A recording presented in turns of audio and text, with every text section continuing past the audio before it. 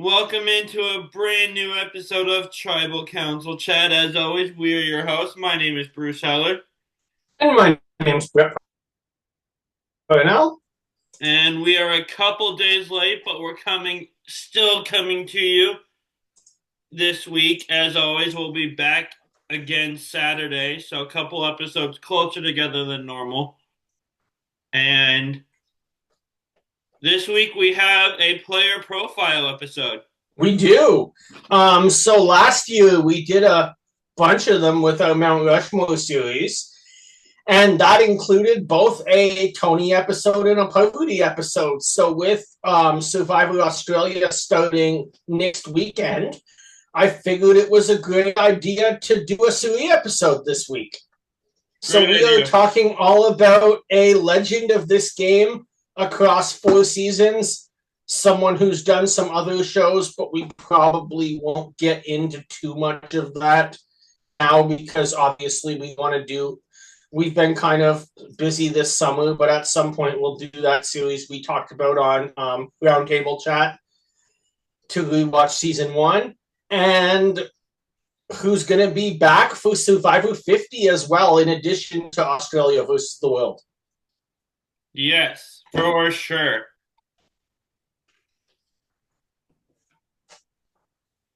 So first of all, should we just get started a little bit before the game, before we start talking about Panama? Is that okay, Bruce? Yes. Something that I noticed that I did not know at all. Cirie was born in Jersey City, New Jersey. That puts her in the same municipality as Tony, Michelle, and Natalie. Oh, nice. So really the four legends of the game all coming from the same streets that they lived in. That's hilarious. Did you know that Cirie got off the couch? Yes, I did know that. Jeff Probst has not reminded me enough times. Oh, we're going to get it every week on Fire. Oh, I know. But he has a podcast where we hear from him weekly now. We are going to hear that phrase so much. That gives me a thought for 50. I mean, I guess she's on the season, so maybe it wouldn't work. Maybe for 49 or something. Cirie would be a great On Fire co-host. Have they announced the 49 co-host yet? I don't think so. I love that we are currently in this moment a podcast that's breaking down and reviewing another podcast. Great though. It is. You and I work hard on this podcast, but obviously we can't compete with the legend Jeff Probst himself. So that's why we merge shows and have him become a co-host here every week. That will really boost our numbers. Yeah. Maybe after I get on the show. Yeah. Have you ever applied for the show? No, just having time and ideas for the video is holding me back. Fair enough. All right, so I'm out of college and have a job.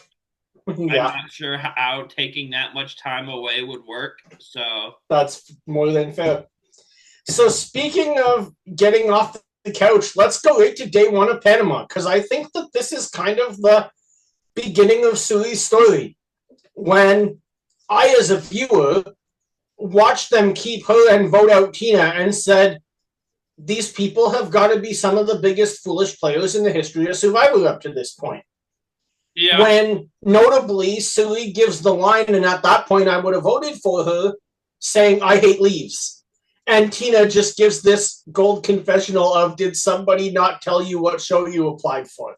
Why do you hate leaves? Leaves are cool. So, as Cirie said, when you have to move leaves, everything that might be living in them comes out. Well, that tracks, actually. Snakes can be under there. So. That is true. And I hate snakes. Yes, I applied for Survivor and I hate snakes. That's okay.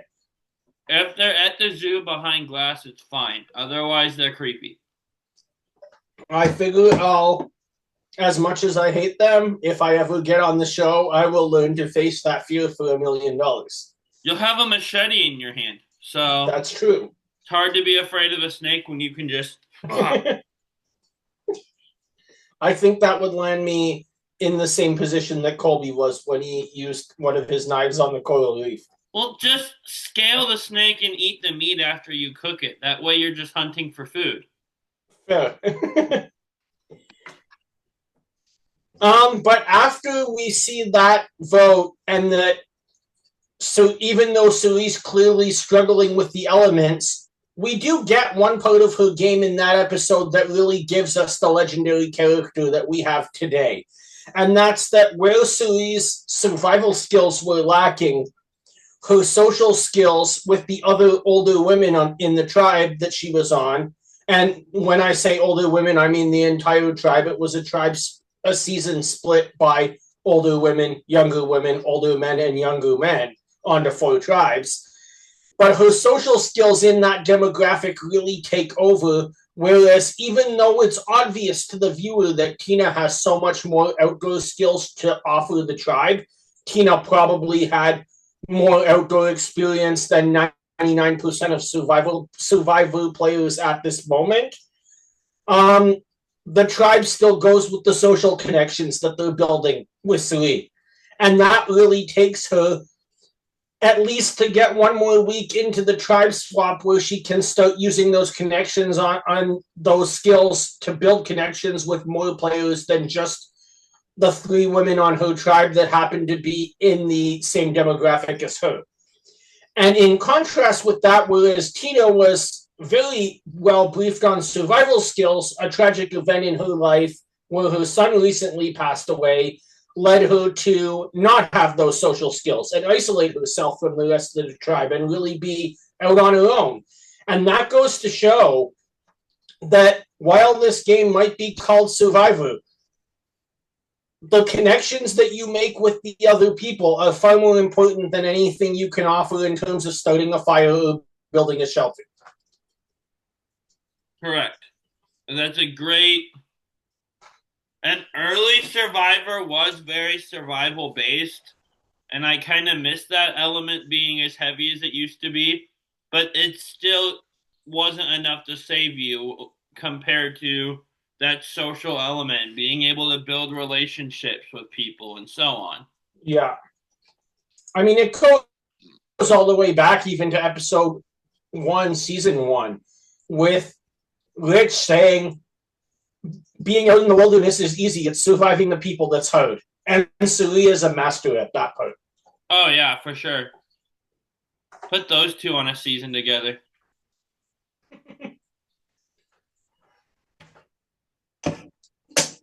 That would be funny. That would be... I mean, Rich did go on the Survivor cruise, so he can leave the U.S. now. Nothing's stopping them from casting him. Well, I still don't think they would. I don't think so either, but I would love to see it. No. After All Stars and just given today's climate, I don't think we see him on Survivor No, again. Not at all. That would open them up to a whole can of worms that they don't want to face. But he's great TV. Yeah. I'd be happy to see him. All right. So moving into day 4, we have the tribe swap. I guess it's more like a tribe draft. They effectively break from the tribe based on age and gender demographic swaps and allow 2 players to start drafting, and then from there, more and more and more people. Like, if you get picked, you make the next pick, basically, until there's only 1 player left. Who goes to Exile Island? Correct. And Cirie stays on the Kasaya tribe, and when she gets to the Kasaya tribe, she really forms one of the legendary alliances that old school Survivor has seen. Yes. And the Kasaya alliance is kind of iconic, mostly because of how dysfunctional they are. But yep. A fantastic group. You've got Cirie, you've got Danielle, you've got Aris, you've got Shane. Just a fantastic... Don't forget Courtney. I did forget Courtney. Don't know how. Because she's in her terrible apartment, probably. But what Yeah, a they are scene. Shane saying your completely just terrible apartment and her saying my apartment's not bad. And he's going, of course I don't know if it is. I haven't been there. I'm like, why would you say it is then if you're immediately going to say I don't know and like yeah. put someone for it? You're right. This alliance was so dysfunctional. I loved how it started too. Like if you go back to the draft, they didn't even know each other's names. And Danielle, proud Bostonian herself, picks Shane of all people, despite how they clash a lot during the game, as she calls him when she doesn't know his name, the cool guy with the Boston tattoo, and thinks that he's one of her fellow citizens in the same metropolitan area, not realizing it's his son's name. Yeah. Yeah, meanwhile, Shane is, I think, from California or something. Don't forget about Shane's diaper rash. Oh, yes, we'll get there because it's a big Cirie moment. Yeah. And the rumor that Shane and someone found a block of something that washed up on shore that you told me before. I mean, they are very close to Colombia when they're playing in the Pearl Islands. Yeah. So, like you were saying, this alliance is dysfunctional, but Cirie plays it so well. Cirie just decides she's going to sit back and let whatever happens happen. And it really takes the target off of her, and no one perceives her as a threat in the tribal portion of the game. When those players making enemies with Shane, with Bobby, with Courtney. Nice. Yeah. And I should add does at a this good point, job on the new tribe of building relationships with people yeah. and And I should add integrating at this herself into point that everyone's game. after Melinda was voted out, Bruce now joins this alliance because he was the last person picked and was sent to exile. Yes, that is correct. I like Bruce, by the way, too. Shout out to Oh him, yeah, not just because he has a Bruce cool was a name. great player. He made I a wish Zen garden at one point, didn't he? he did. I wish that he's a medevac I would have loved to see get another chance. Yeah. All right. So moving on. Well, we're still in the tribal phase. Just before the game, we get a interesting point where Shane wants to quit his alliance. Surprise! Shane's kind of exhausting, but he's good TV. I voted for Shane for Cambodia. Well, that explains why he didn't get on. No, I didn't know you back then, but you've told me about your voting history with Cambodia. It was horrible. Did anyone you vote for make it? Oh yeah. I mean, you had to. I think they only gave you like 30 names and you could pick 20 or something. Oh. But a good 8 or 9 of my votes didn't get on. I mean, Wigglesworth was my first vote. Oh, there you go. So you weren't completely terrible. No.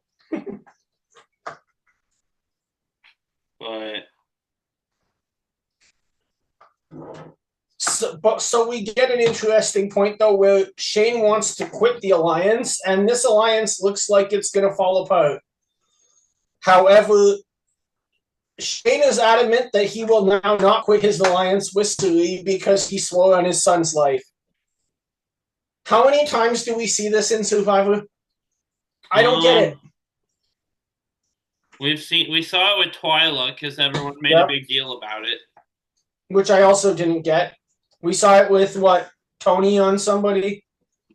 Tony on his dead father, and Trish made a big deal about it with her jury speech.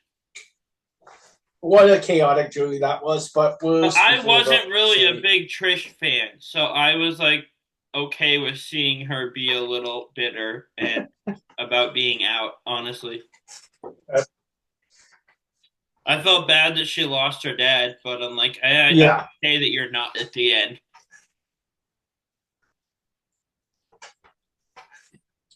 But All yeah, right. a weird jury. I agree. All right. So ready to get into the merge of the first season? Yes, very much. So he's in a great power position here Always. because it's 6 against 4.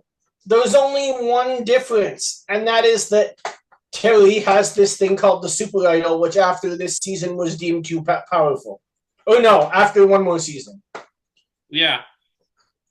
At that time, it was really just called the Hidden Immunity Idol with both Terry and Ewell. Once both of them used it to go all the way to the end of the game, it was like, no. They changed, yeah. For 12 and 13, the normal idol was able to be used after the vote. That power went away until it came back again in 28. And then again in 32. Yeah. The 32 one was different, though. A little different, but it was still... people playing it at the same time. It made for one of the best TV moments of the 30s. Very satisfying moment seeing someone go home there. Someone that you're a fan of, but still. Yeah. After the couple episodes leading up to that, satisfying moment.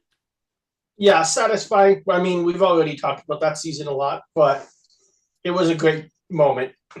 But this puts it a situation where Cirie is really the glue keeping all of Kasaya together to vote out first Austin, then Nick, then Sally.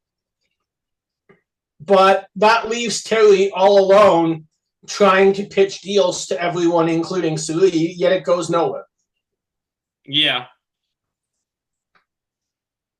And at this point, I mean, Terry is all alone. So if Kasaya wants to, they would have to let Terry be able to take the risk of letting Terry vote out one of their members, but they could get rid of this idol anytime they need. They could. It would just be a question of, unless you have immunity, all the power goes to Terry's hand for 1 week until he doesn't have any anymore. That would, yeah. So it's an interesting dilemma to deal with, but I think they handled it well. Yeah. Does Terry win if he makes the end? If he makes the end, 100%. I mean, look at even the speech that Shane gave of Terry deserves to be sitting there, I think, and the whole jury's just nodding off. Yeah. Aris was a satisfying winner. Terry also would have been. Danielle would have been as well. Cirie would have been as well. It's probably one of the better Final Four. Oh, yeah. Fantastic top 4, actually. Now that 5, yeah, not so much. It was 5 Courtney and was 6 Shane. I don't know. I'm trying to think. Wherever Shane is, not so much. Courtney also wouldn't have been satisfying. Yeah. There's also no way she wins based on the survey challenge. You're right. Which is why you want to sit next to her. Yeah. So Cirie takes Iris and Danielle after winning the challenge called Touchy Subjects.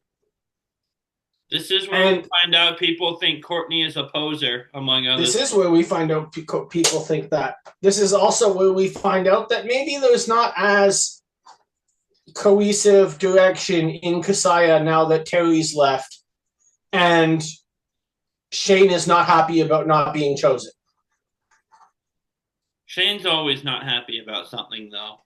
That's true. But this is where, at least when I'm watching, I start wondering, like, hey, did you guys not see Vanuatu?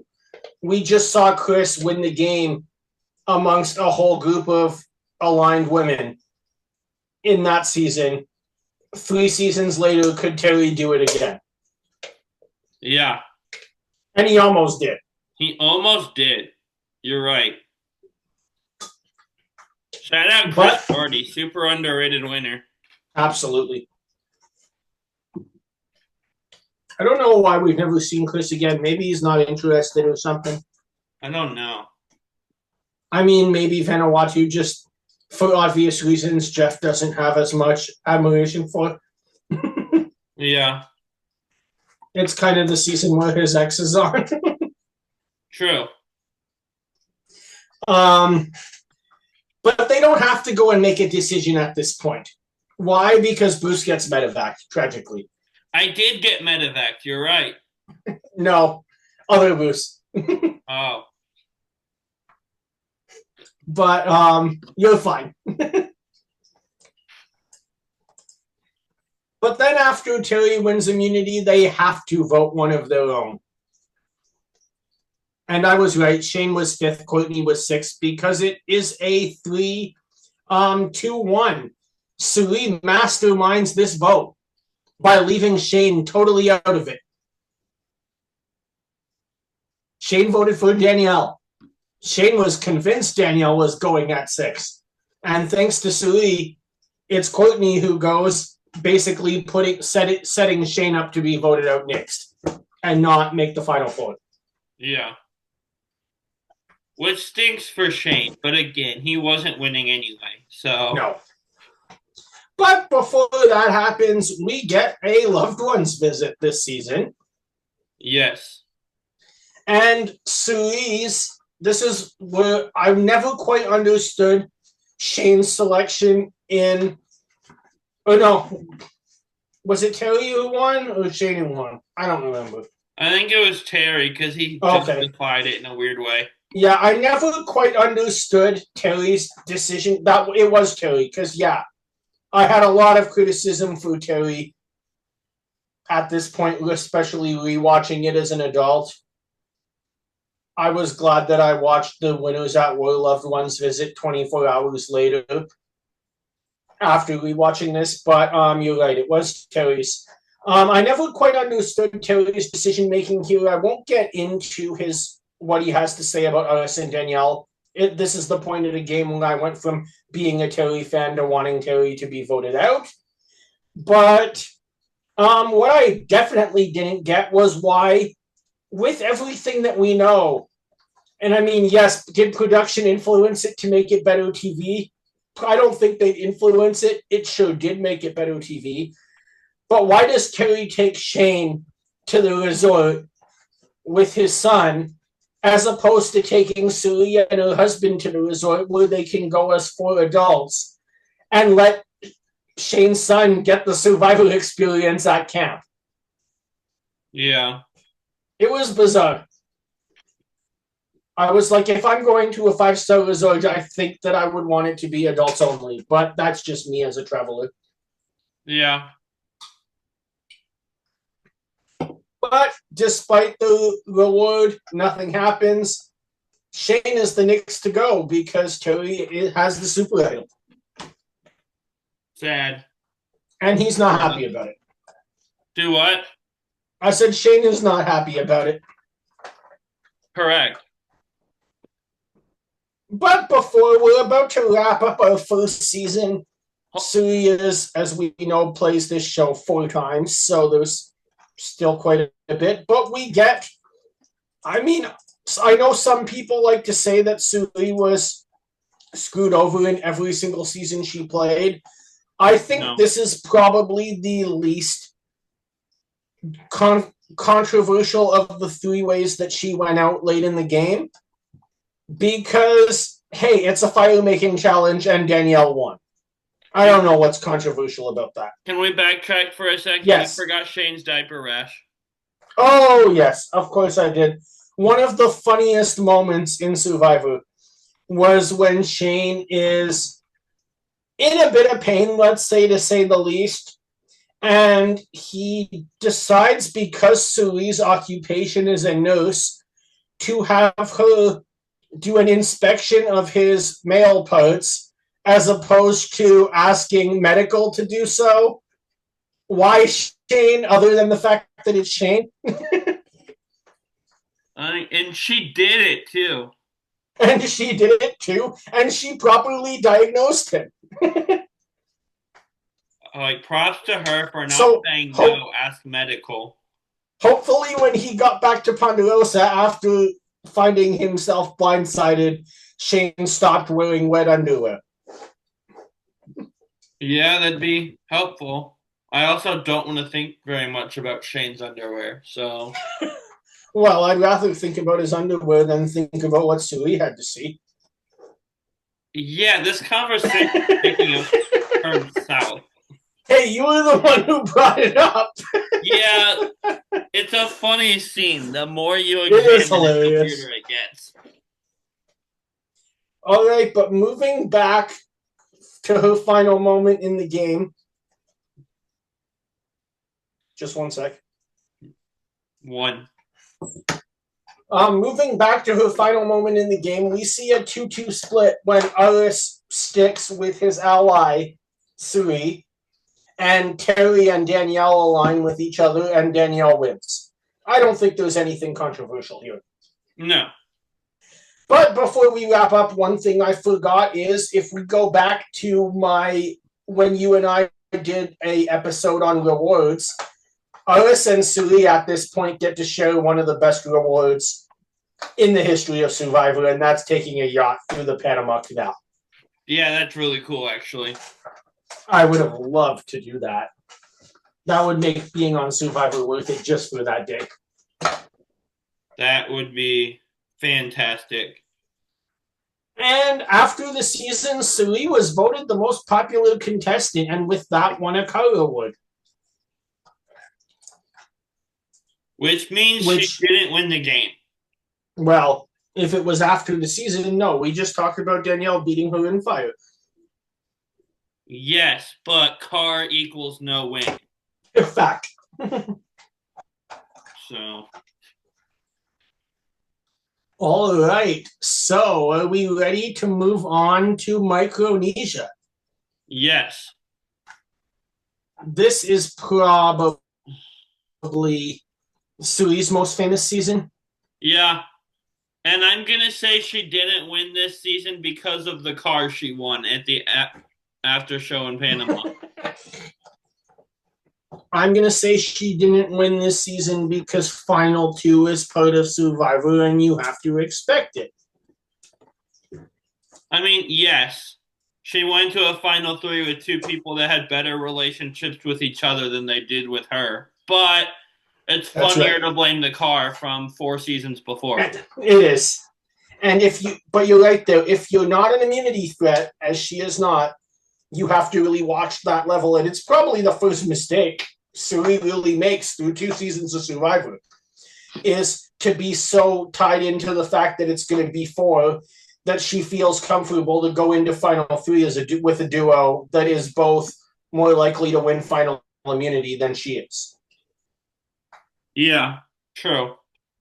And if it is a Final 2, they're more likely to both pick each other to go with over her because they don't put each other out. And they know that she's extremely popular amongst the fans on the jury and some of the favorites that were against them, notably Eliza. Yeah. I don't want to know what happens if Eliza had voted the other way and we'd had a tie. I would love to know what happens. Every time you bring that up, I'm kicking myself for not asking Eliza if she knows when I met her in New York City. You've texted with her before. If you ever do again, just be like, hey, question. Will do. Or when Probst becomes our new co-host, we ask him. We should send that question to On Fire this year. Yeah. See if he answers it. Because there has to have been some contingency plan. Oh, there has to have been. Especially when we all know what it is when we see it with Wendell, but this is a Final 2. Yeah. Did they have Final 2 makes it more interesting. Did they have Tracy Huge Wolf just sitting in the background? They secretly had Chet this whole time in case it went to a tiebreaker. They kept Chet around from the pre-jury to be the tie-breaking vote. I mean, if Pavudi and Amanda would have been sitting in front of fire-making stations, that would have been wild. That's how Brant Steele decides it when there's a tie for the winner. Wow. Hey, maybe Brant Steele has ties to production and knows. Yeah, maybe. All right, so getting back into Surie's game, Cirie is placed on the favorites tribe in Survivor Fans versus Favorites. That makes sense. She's already played the game. Yeah, is the Penner quote about fans versus favorites why you're wearing a Red Sox jersey I today? literally didn't even think of that until now, I but didn't that's either. amazing. It seemed like something you would do. That is amazing timing. I literally didn't even think of that. Uh, But Penner's opening in Fans versus Favorites, for those who are confused, keep in mind this aired a couple of years after the Curse of the Bambino got broken, is you can be a fan of the Boston Red Sox, but if you play against the Boston Red Sox, you'll get your ass handed to you. that I Yeah, and when he says this aired a little while ago, he means back when the Red Sox were good. I mean, they're good right now. Are they? Yeah, we passed the Yankees. We're in the first wild card spot. Oh, Where are the Cardinals in the wild card race? both of my two favorite teams. Number one, Cardinals. Number two, Royals. They're both pretty mediocre, and I don't even know where the Cardinals are. The Royals were out of the third, chasing the third wild card spot last time I checked. Yeah, I have Boston no is. room to make that Red Sox dig I made, but it was just too easy to pass up. Yeah, Boston is past New York. They're trying to hunt down Toronto for the division. The Yankees are free falling. Yep, that's always good. Sorry if anyone's a Yankee fan. But Cirie is now put onto the favorites tribe, and interestingly enough, I mean, we don't know what would have happened first because fair play gets voted out quick, whatever you want to call it. But in the second vote, Cirie really is a power player right from the beginning because it once fair plays out, it looks like Eliza's going to be the next to go. And Cirie is able to shift that onto the ever popular Yao Man based on his recent popularity. He's a massive threat to her. Is this where she butts heads with Penner and they have their little argument? Yep. And what splits her and her moving her towards Parv and Amanda from, say, the Penner and Eliza alliance on the other side. Yeah, because Parv and Amanda like take her out on a boat ride and like give her the pitch, the sales pitch to join them. Exactly. And unlike with Erik, they actually meant it. Oh, yeah, poor Erik. No, anytime people talk about Survivor Micronesia, Erik is going to get made fun of. And then he comes back again and still finishes in fifth place. Yeah, sadly.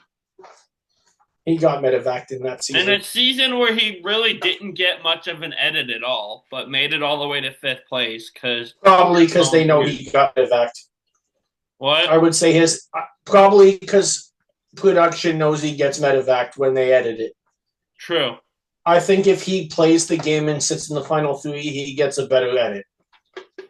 Paramoan's just a weird season. That it is.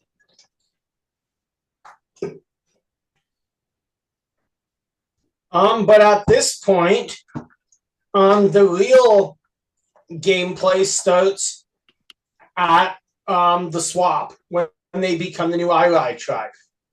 And this is where I really think is probably, I mean, I know we've talked about this before. I'll say it again. I really think this is one of, if not the best moves ever made in Survivor.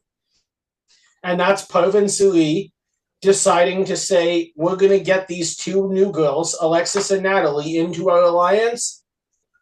And I'm going to make an alliance without Amanda knowing. And Amanda's going to be part of it. Yes.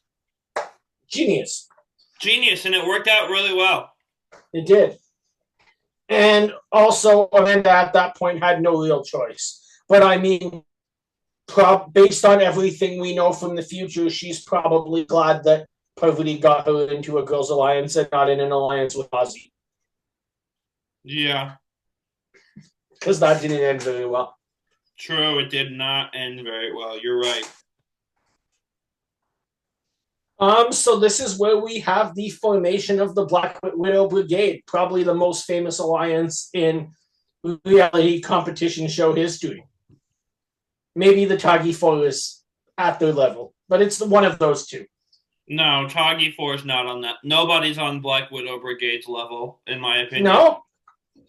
Interesting. Tagi 4 is a really strong too. I don't think they get challenged for it, but I'm wondering if you and I might see that a bit differently. Having, like you said, you started watching in Ghost Island, right? yeah, I just remember the Tagi 4 being on the front page of every single newspaper the day before Richard Hatch got $1 million check. true. In terms of like nowadays, though, 2025. Nowadays, we're 100% right, Black Widow Brigade. Yeah. But when I think of a Survivor Alliance, I think of Rich, Rudy, Kelly, and Sue. That was the picture that was in the New York Times. That was the picture that was in the Guinness World Records for the highest viewership of one finale of any show ever. The Rob and Amber alliance has to be in this conversation. That's a couple, not an alliance. No, they were allies. It counts. I have a good answer. I would say you have to include Rupert and Jenna to make it the 4 in order to count them as an alliance. I don't think I do. Fair. They ran that season together game-wise, and then so then I'm counting them as a duo or a couple, not an alliance. A duo counts as a type of alliance. I guess. It's just an alliance that only has 2. Fair enough. I just don't see it in the same category as the 2 that I mentioned. True, but also a really big one. Yeah. So then as we're going through the merge, we see, once the 2 tribes merge, we see Parvati pulls this off, as I said, gets Amanda back in her alliance, even with her uneasiness. And Parv, Cirie, Amanda, and Natalie and Alexis just start cannibalizing the men one after the next. And that includes getting rid of Ozzy, who Amanda was in a showmance with, and James, who Parvati was in a showmance with. And the Ozzy vote creates some friction between Parvati and Amanda for a little bit. Amanda was a bit blindsided there. That it does. But Amanda's still stuck with it, showing both Parv and Cirie's social skills to keep that group together. True. It would have been just as easy for Amanda to try to say at that point, Erik, Natalie, Alexis, let's get these 2 out. They're running the game. And if she does that, Amanda probably wins the game. You're right. She probably does. What could have been? We'll never know. But she still has the most days without being voted out, which won't be broken anytime soon. So you had to bring that up, didn't you? Yes. That's for your little Winnipeg Jets thing.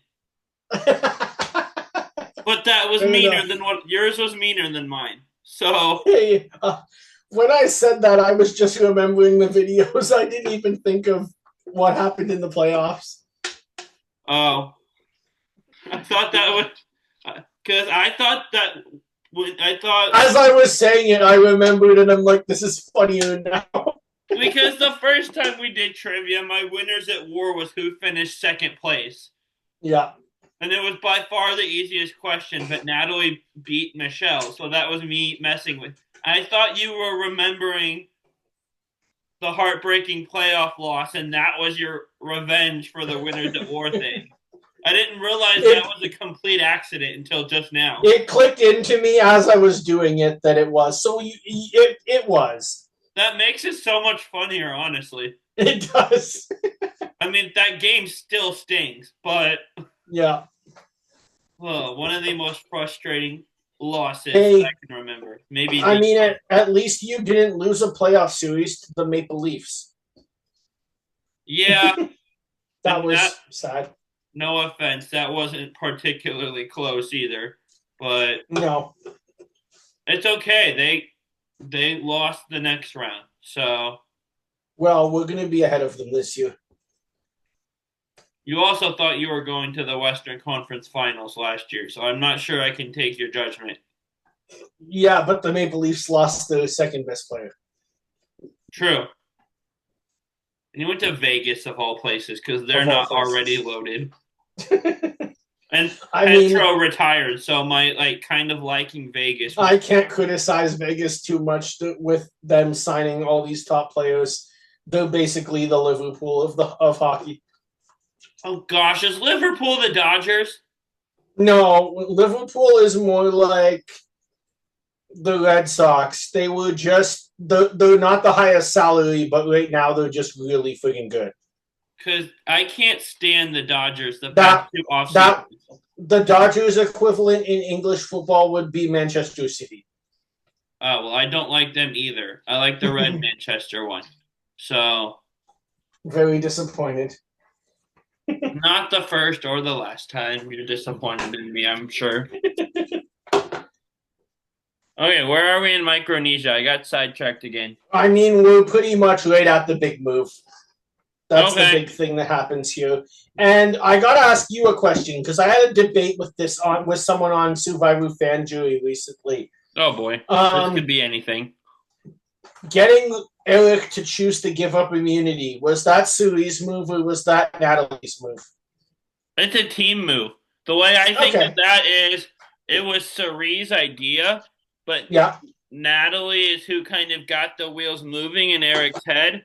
And then Parv and Amanda turned the heat up to 1,000 at Tribal. Without any of those, it doesn't happen. So it's Yeah, to me, that's it's a all good of point. their move, and not one person can claim it as a solo move. Makes sense. What was your argument? Um, I thought it was more Natalie and somebody else and if they would have said it the way you did, I would have agreed. But somebody else said that it was 100% Cirie's move, and that I didn't agree with either. It was Cirie's idea, but she couldn't have executed it on her own. Yeah, very true. And then we get, I mean, this one where, like I said, it's final two is part of Survivor, but we get probably one of Cirie's more controversial exits from the game. This one, I still don't think she was, quote, screwed over, but I understand the argument. Yeah, in the final season we're going to talk about is really the only one I think she was totally screwed over. Yeah, this one I kind of get. I don't agree with it, but I get the argument because they had been playing under the assumption and been told final three, and it got switched to a final two late because of medevacs. Yeah. But which is because it had to do with medevacs does really make it controversial because it was done mid-game. Yeah. In contrast, I think it's a lot less controversial than say Cagayan is a final two because that was just a decision that was made by production before the game started. That we know. So at this point, Amanda wins final immunity. Amanda can pretty much not win the game at this point, but she chooses to stick with Parvati, who is her number one, and votes Cirie out of the game. I think it was a good move in Amanda's part because she's at least closer. I think if Cirie sits next to Amanda, Cirie probably gets all the votes except for Parv's vote. Yeah. But I wonder about a tie all the time. I wonder how close we actually were. Like, was anyone going back and forth on their vote? Yeah, they were. Eliza said she almost voted for a tie. Wow. That would have been cool. And that's why I brought up Eliza's name there. Eliza says she tried to kind of hint to production what would happen if I tried to force a tie. Like, you could tell she had the idea that the power was all in her hands. Nice. But I'd have to look up exactly what she said. But I know Eliza said that she really felt she could have forced the tie even before the votes were cast. Interesting. I'll send it to you. Okay. And then at final tribal council, Cirie decides to cast her vote for Perth, which results in a 5-3 vote. Yes. Moving on to heroes versus villains. I will not hold that against you, Cirie. Go on. Moving on to heroes versus villains. I think it's obvious that Cirie is a hero at this point. Yeah. There's nothing villainous about Cirie's game. She's just extremely social and extremely likable. Is there anything you really want to talk about in this season? I know she doesn't last very long. She doesn't last very long, and she doesn't get much of an edit or airtime either. There's really not a lot to work with here. She gets idled out. But I really don't have much for this season. Yeah, exactly. Neither do I. She played a bit of strategy working with Tom and Colby, trying to get vote splits, but that's about it. I mean, yeah. If I look at the voting history, yeah, she still had 3 votes. So even when Tom played his idol, it wouldn't have affected anything. Yeah. Well, that's about it for heroes versus villains, because it's the only time that Cirie goes out. Even though Cirie plays the game 4 times, it's the only time that she goes out early. And that's really probably the best testament we can say to how good of a player she is. I assume she'll go out early again next time she plays. No, not next time. Are we talking 50 or Australia? Next time she plays American Survivor. I forgot about Australia versus the world. We will see. Australia versus the world, I can honestly see going either way. But I don't think she gets very far in 50, if I'm being honest. Interesting. I would have to agree with you. I mean, we saw Winners at War and what happened with the old school players, but we'll see. Yeah. Hopefully we get something a little different. I wouldn't count on it, but I don't even think it's an old school, new school thing the way Winners at War was. I just think Cirie specifically, the legend is too big. The target on her back is too big. Yeah. She's not going very far. No. The only thing I question is, and tell me what you think about this just while we're on the topic of 50, before we get into game changers, is could there be some players who want to work with Cirie because in the new school game, they have a massive target? I'm looking at 2 people that I think would be good allies for Cirie, and that's Dee and Genevieve. Yeah, I could see it. I think the 3 of them could work together very well.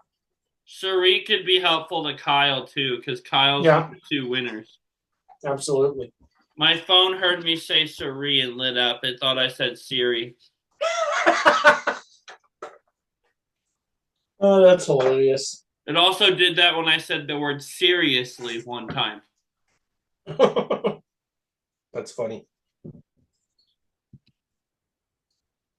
All right. So, starting the game, we have a little bit of a reunion on this season. Do you know where I'm going with this? With game changers? Yeah. I do not necessarily. Cirie is back on a tribe with Ozzy. Oh, yeah. And after she was part of his blindside at this point, God, 8 years ago? Yeah. So Cirie starts and she tries to see if they can work that out, but she ends up recruiting some players against them. She's on a tribe with not only Ozzy, but another winner in JT, as well as some of the newer players. We have Debbie from Korong, Zeke from Millennials versus Gen X, and Sarah from Cagayan.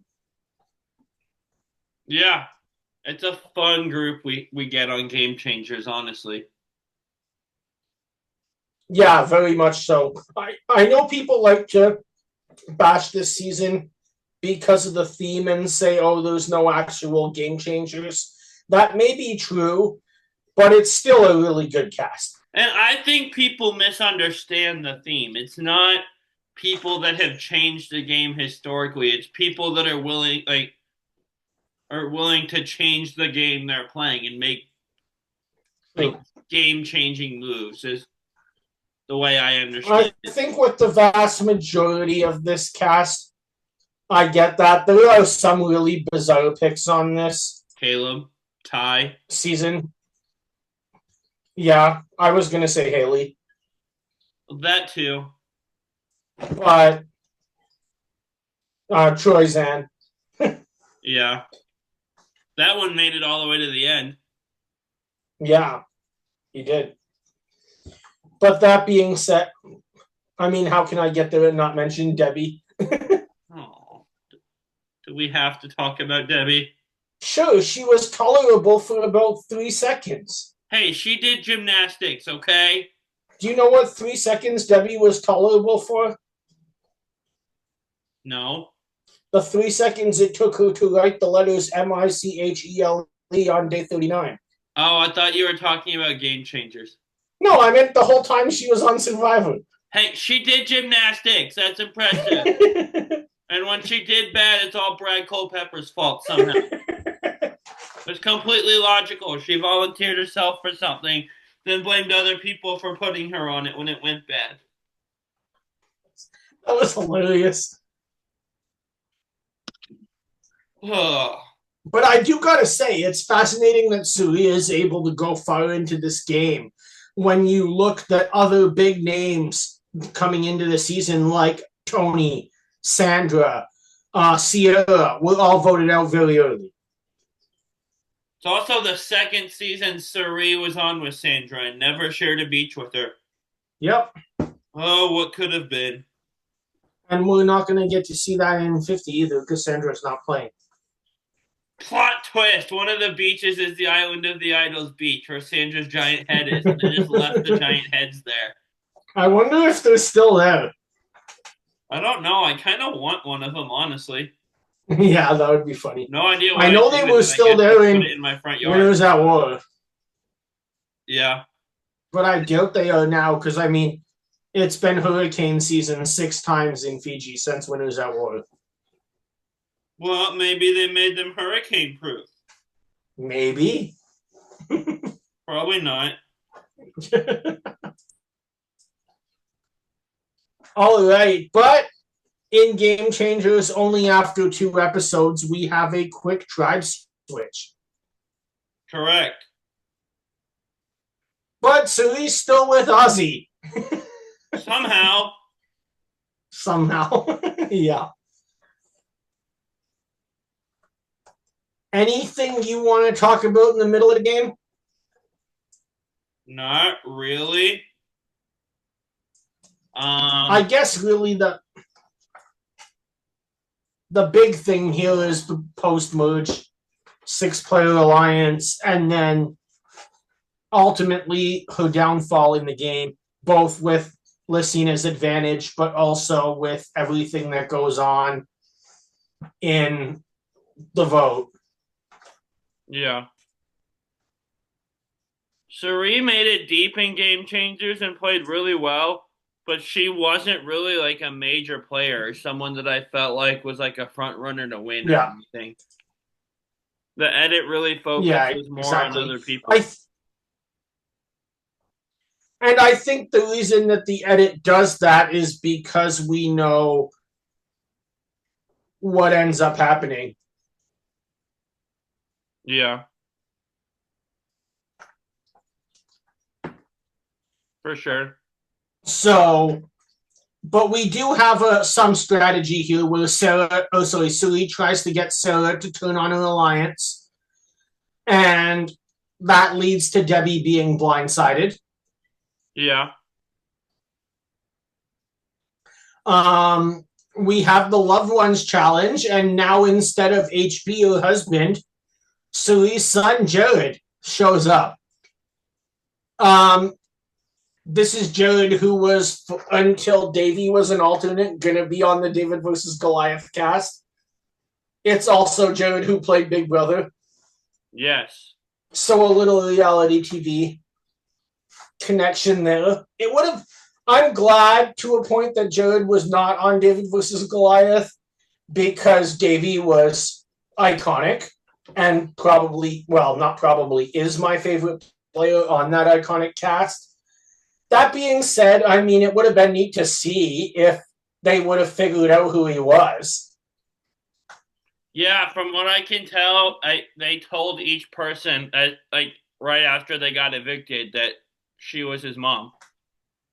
Oh, on Big Brother, yeah. I meant on if he played on David versus Goliath. Oh, yeah. I could see them making a thing out of that. It would have been less obvious than Brennan has. Someone on Big Brother figured it out like as soon as she saw Jared at the beginning when they entered the house. Mm, Because she just a big enough fan follows Cirie online. makes sense. And then like when they Cirie showed up in the house, she's like, "Hey, I know you're all secret, but I won't tell anyone." Yeah, that makes sense. I have not seen much of that season. I watched the first like 2 weeks. I've been keeping up with the current season though, and we're just Yeah, I starting week have four, too, I think. So just because it's a lot easier to keep up with even when you don't know the show when Kyle is podcasting on a network. did we just start week 4 or week 5? 5. Okay, so yeah, we're 4 weeks in. Yeah, because Vince and then someone was the second HOH, and then Lauren, and then Mickey. So Yeah. we're now on the 5th one because Ava's in it now, as of tonight, the night we recorded. And people won't see this till tomorrow, so it's not spoiler for the LA crowd. Yeah. If you're finding that out via us, I'm sorry, but you would have found out anyway. So Yeah. and if you care that much about it, you're probably watching the live feeds, and I'm pretty sure that competition happened days ago. So yeah, that's for sure. So where are we? Cerise and Sarah having a bit of a conflict over the secret advantage. Yeah, Cirie tried to take Sarah's advantage. Yeah, this was great television. I love how Sarah uses probably her experience in the courtroom here to be like able to notice every little fine detail. Because I guarantee you, if Sui said, I want to play my advantage, here it is, Jeff would have let her play it. Yeah. But Sarah was able to say, no, I let you hold on to it, but it says it can't be transferred to you. Which is interesting because sometimes that was a legacy advantage, wasn't it? That's right. Sometimes that can be given to another person and sometimes it can't. So yeah. But this one clearly said in the terms and conditions non-transferable. It's like they knew this was going to happen. It's all rigged. Yeah. It's all scripted. Blah blah blah blah blah. Though I wonder, the first time the legacy advantage came up, could this have been the exact same policies, but nobody mentioned it, so we didn't see it on the show? Maybe they show Sarah reading the words, this advantage is non-transferable, because they know that it's going to happen later. Yeah, that part I think it was on purpose because they edited it after everything happened. Right. So I think it could be always there. It's just they decided to clearly tell you that that was the rule so that way we can get that big dramatic moment of Cirie trying to play Sarah's advantage and Sarah saying, actually, it's non-transferable. Correct. And like Jeff says, even if something is non-transferable, Sarah can give it to you as a sign of trust, but you cannot play it if it's her advantage. Yeah. And note, this becomes such a infamous moment that this advantage ends up being hidden on Ghost Island. Yes. They should have brought the card reward back for Ghost Island. But they really should have. That would have been incredible. But Dom or Laurel probably would have won it. But Yeah. And then, one vote later, we get a moment where, and this is what I think is the one time that I honestly would say Cirie was completely robbed.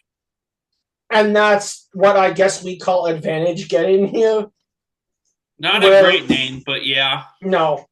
Where through Sarah's legacy advantage at 6, plus 4 other immunity idols, Cirie has her torch snuffed despite not ever getting a vote against her. That is almost as bad as the hourglass twist. I'm very curious who would have gone home. Yeah. Hey, I mean, we can probably look it up. I don't know if he's ever said who the votes are for. The votes never got read. Let me see. I'm just wondering if production might have put it out later. Also, this and the hourglass, both bad. Neither one as bad as bringing someone out to Fiji and then sending them home at the marooning from Palau. Sarah got 3 votes, Ty got 2 votes, and Aubrey got 1 vote. Huh. So Sarah would have been voted out despite Sarah going on to win the game. This is my first time hearing that, actually. It's on Wikipedia under the voting history.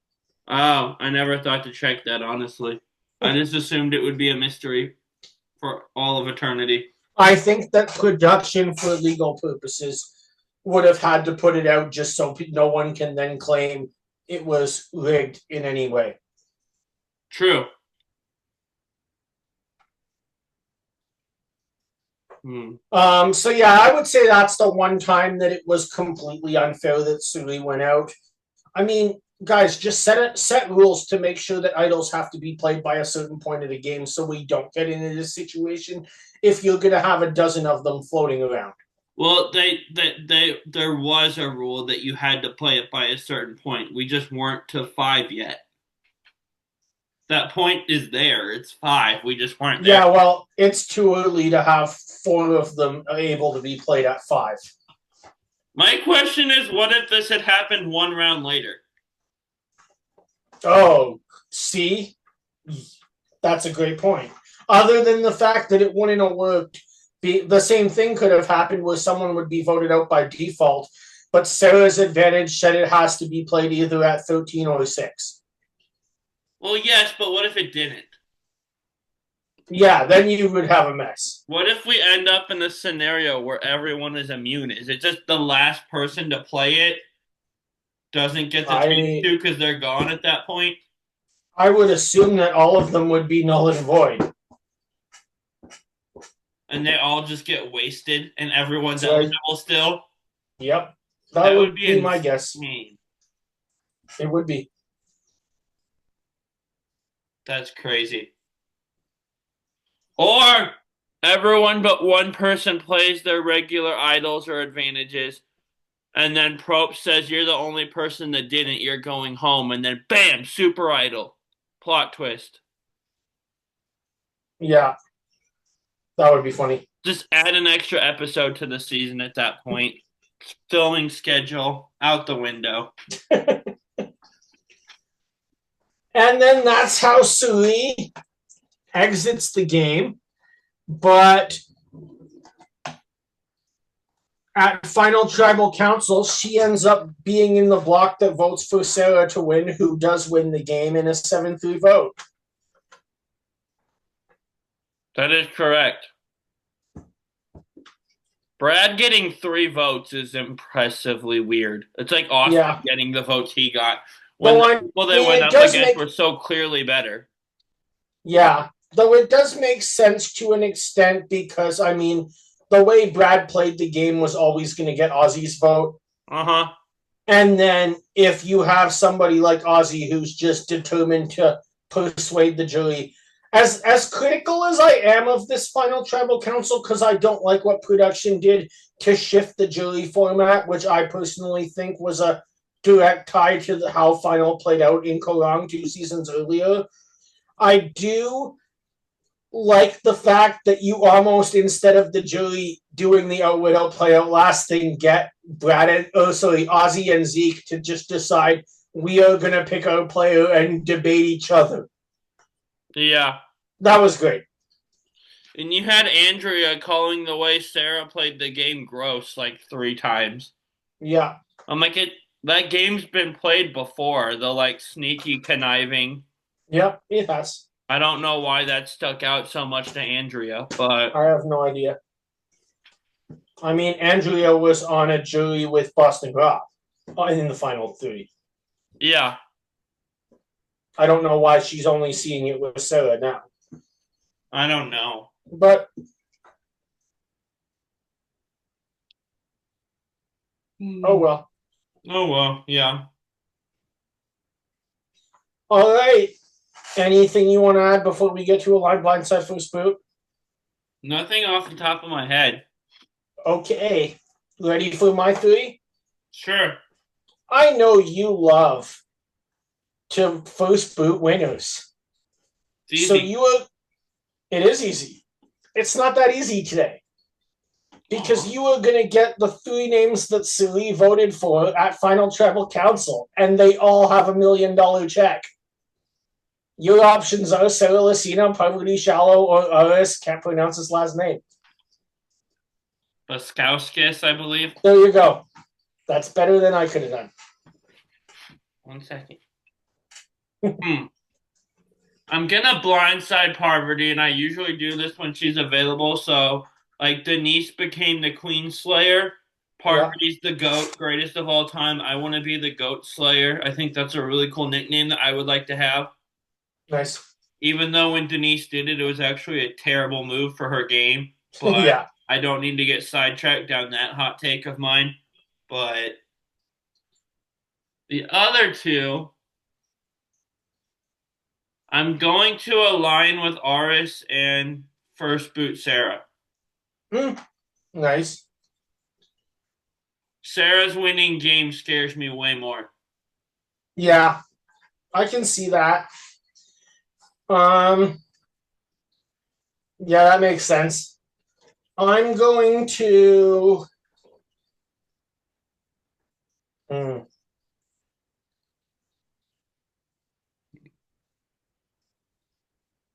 I think I'm going to agree with you. Sarah's game is just much more scary. That being said, actually, I'm changing my mind. I'm going to align with Sarah. Look at how loyal she was to Tony. True. To her own default. Yeah. Or to her own demise is the word I'm looking for. Hey, so I'm going to. She was 1 fire making challenge away from winning. So we don't know that. We don't know that, but I feel pretty strong the Tony votes would have been hers because they played the whole game together. I feel pretty strong there would have been some differences. Natalie ends up winning. That's what you're saying. No, I'm not. That's what I feel that to hear. 4 people that voted to block Natalie from winning would have cast their votes for who they wanted to vote for, and then it would have been all up in the air over 2 votes. True. I think 2 people decide who wins that game, and that's Rob Mariano and Amber Burkage. Yeah. And any of the 3 of them could have won. But if Sarah takes out Tony, Rob probably votes Natalie. He said Natalie almost played perfect, but she didn't take Tony out. Yeah, but then Natalie wouldn't be taking Tony out if Sarah takes out Tony. But Natalie put Sarah against Tony. Sure. Depends how he looks at it. We don't know. We'll never know. I'll ask ChatGPT later. I don't think ChatGPT can read Boston Rob's brain. If it can, the Chinese government really has something on us. Is the Chinese government behind GPT? I don't know. I'm assuming they're behind all tech. Well, so you're aligning with Sarah. What else are you doing? Blindsiding Parvati for spooting Iris for the same reason you said with Parvati. Iris just falls in that spot. Yeah. So you want the nickname also? Yeah, why not?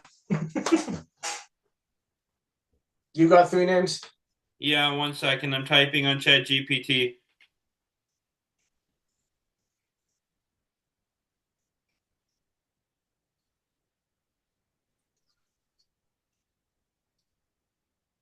Okay, we shall see. So I'm going with people that have were crafty enough and talented enough to outlast Cirie, as great Mm, as Cirie is. So you get Amanda, who did it twice yep. on all the seasons they played together, and who's actually the best player to never win. And that's not going to take anyone off at all. But I mean, you got a good case to make for her. I have a great case to make. Of People just course. don't like it when I say that. When I say it on Facebook posts and fan jury, people yell at me. Well, they don't yell at me, but they don't agree with me very much. I don't agree with you, but she's definitely in the top five. I think there's a case to be made if you want to say it's Amanda, if you want to say it's Sui, if you want to say it's Sesternino, if you want to say it's Russell. Pick one other one that you could probably put in there, but I think those are the four. Philip, No. you told me to pick one, and I picked one. Didn't say it had to be a good one. Okay, fair. I'm putting Philip in the conversation. Fair enough. Or since Kevin likes to fuss at me every time I don't mention Q, I'll pretend to put Q in this conversation, even though he's not a good player either. I will say, he texted us that we should have drafted Carolyn and Q. Carolyn was an oversight. She slipped my mind. See, I'm the opposite. I thought about picking Q, but to me, I don't think Carolyn has anything to offer on a returning players season. Carolyn was good enough to get the final She three. she was great on television, but if what Carolyn brought, which was this more like erratic personality, comes back, I think she's voted out in the first 3 rounds. Yeah, she was smart and crafty enough to make it the final three, though, so I give her credit for that. Q just ticked everyone off every chance he got after a certain point. And like the Q skirt was funny, but after a certain point he never had a chance of winning after his like fake quit thing. Anyway, who are your three? Oh, right, I forgot about that. You got me distracted. That's your fault. Well, not really. But so we said Amanda, we have Danielle, and I'm gonna go with a bit of a curveball here and go with someone that outlasted her on Winners at War. You mean Heroes versus Villains? Yeah, sorry. Guys, Bruce thinks that Cirie won Survivor. Whoever thought we'd hear today? Another person that outlasted her on Heroes versus Villains, because technically Amanda did that and Micronesia. But you're getting JT in this third spot here. Okay. Which is fun because you don't know which version of JT you're getting. You don't, which is why I'm gonna put it this way right now. I'm gonna first boot JT because you have no idea what you're getting from JT. What if you're getting original JT though?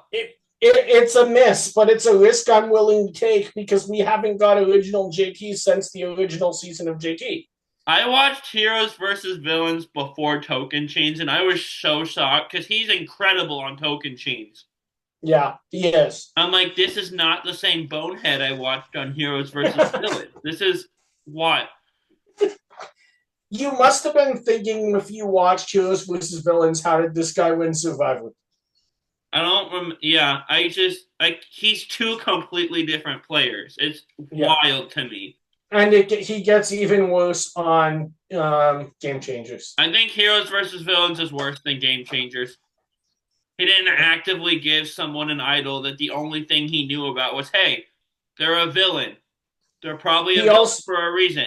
He also didn't go through all the effort of taking people out on a kayak or on a raft only to leave them floating in the ocean so he could hunt for an idol by himself, only to leave that idol at camp when he needed it.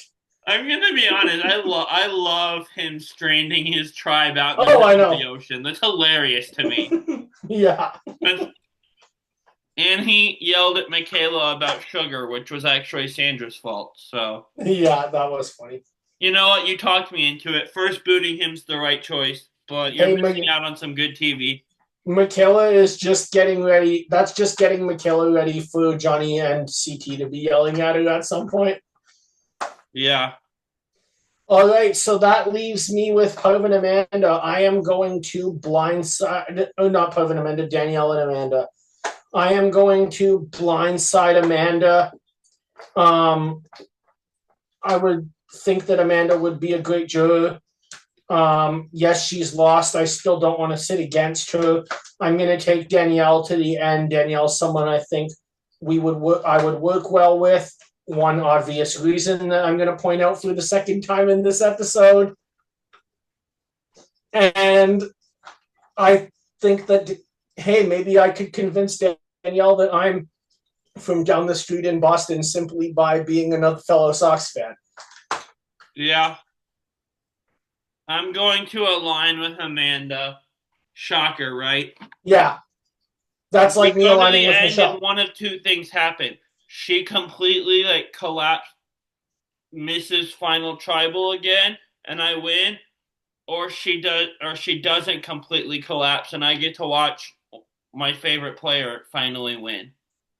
True. I am happy with either of those scenarios. Yeah, that makes sense. And Danielle's just kind of Danielle, I'm blindsiding because I'm first booting JT, because like you said, there's a chance you get the mastermind, but there's also a chance you get the other JT. He's the only player that's been that good and that bad both. It's wild. That makes sense. Okay, this was a fun episode. This was a fun episode. We have a great episode planned next week that we're going to have Kevin here for. And then after that, we're going to get into Australian Survivor. Yes. By the way, GPT gave me a whole explanation I'll send you.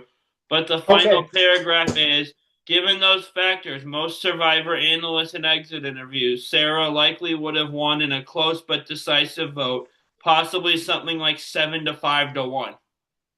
Oh, I don't agree with that at all. But hey, this is why AI is the worst thing humans have invented, and it's going to destroy our species.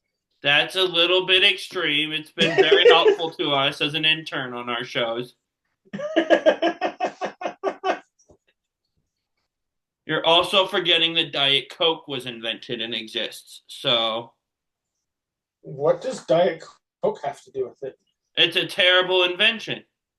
Oh, I've never drank a Diet Coke or a regular Coke in my entire life. So I'm drinking a vanilla Coke right now. I'm drinking a Coldstream Clear peach vodka iced tea, promoting the Canadian distillery from Nova Scotia. Nice. That's a lot of words. And so, yeah.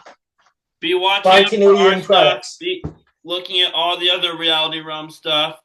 And with that being said, grab your torches and head back to camp. Bye, everyone. Good night.